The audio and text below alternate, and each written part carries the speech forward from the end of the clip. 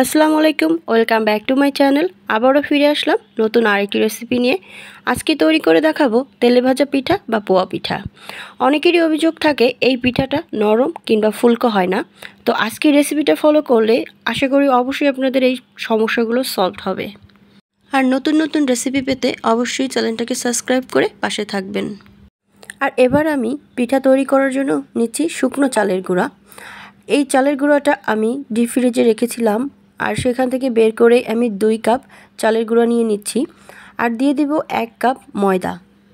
এই পিঠা তৈরি করার জন্য অবশ্যই ময়দা ব্যবহার করতে হবে, আটা ব্যবহার করলে কিন্তু তেমন ফুলকো হবে না।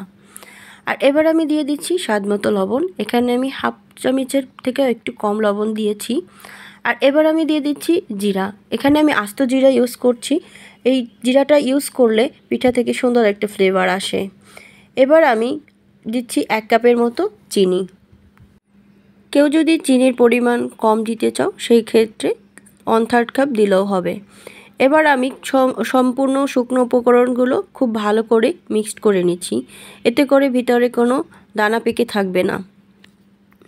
চালের গুঁড়োটা মিক্সড করা হয়ে গেলে এবার আমি দিচ্ছি পানি। আমি এখানে নর্মাল টেম্পারেচারের পানি দিচ্ছি।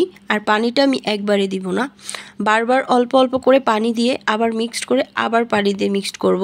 এভাবে করলে আমাদের ডোটা আর বেশি পাতলা হবে না। আমি অল্প অল্প করে পানি দিয়ে ডো তৈরি করে নিচ্ছি। 2 কাপ চালের গুঁড়া আর 1 কাপ ময়দার জন্য এখানে আমার 1 থেকে 1.5 কাপের মতো পানি লেগেছে। ভিজানো চালের গুঁড়োর ক্ষেত্রে পানিটা একটু কম লাগতে পারে। এবার আমি হাত দিয়ে খুব ভালো করে ফেটিয়ে নিচ্ছি, এতে করে আমাদের চিনি থেকে অনেক পানি বের হয়ে আসবে। আর চিনিটা গলে আসা পর্যন্ত আমি এভাবে করে হাত দিয়ে মিক্সড করে নিচ্ছি।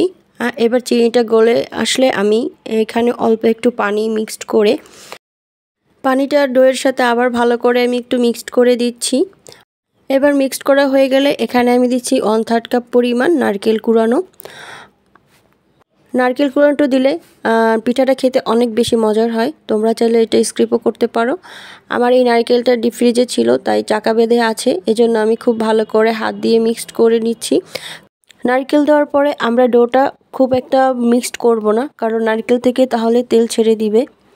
মিক্সড করা হয়ে গেলে এবার আমি ঢাকনা দিয়ে ঢেকে রেখে দিব 30 মিনিটের জন্য। আর 30 মিনিট পর ফিরে আসছি। এবার একটা গোল চামিচ দিয়ে এটাকে আমি আবার খুব ভালো করে একটু মিক্সড করে নিচ্ছি। এবার আমি দেখিয়ে দিচ্ছি দইয়ের ঘনত্বটা কেমন হবে। আমি এটাকে খুব একটা পাতলাও করিনি, ঘনও করিনি, এই রকম একটা অবস্থায় থাকবে। ডোটা তৈরি হয়ে গেলে এবার আমি চুলায় একটা হাঁড়ি বসিয়ে দিয়েছি। আমি এখানে একটা মোটা তাওয়া নিয়েছি। অবশ্যই পিঠা ভাজার ক্ষেত্রে একটা মোটা তাওয়া নিতে হবে, এতে করে পিঠা কিন্তু অনেক ভালো হয়। এবার আমি তেল দিয়ে দিয়েছি। তেলটা গরম হয়ে আসলে পিঠাগুলো দিয়ে দিব। এই পর্যায়ে আমাদের চুলার আঁচটা কিন্তু মিডিয়াম আঁচেই থাকবে। পিঠা ফুলার আগে কিন্তু এটা নাড়াচাড়া করা যাবে না। পিঠাটা যখন ফুলে নিচের অংশটা ভাজা হয়ে যাবে তখন আমরা এই পিঠাটাকে একটু উল্টিয়ে দিব। তার উল্টে পাল্টে একটু নিভা চুলায় আমরা ভেজে নিব। খুব একটা বেশি জালে ভাজবো না, এতে করে পিঠার উপরের অংশটা পুড়ে যাবে এবং ভিতরের অংশটা কিন্তু কাঁচাই থেকে যাবে। আমি হালকা বাদামি করে সবগুলো পিঠা ভেজে নিচ্ছি। আর পিঠা ভাজার সময় একটা গোল চামিচ কিংবা একটা কাপ ব্যবহার করবেন, এতে করে পিঠাগুলো সেম সাইজেরই থাকবে। আমি এক এক করে সবগুলো পিঠা ভেজে নিয়েছি।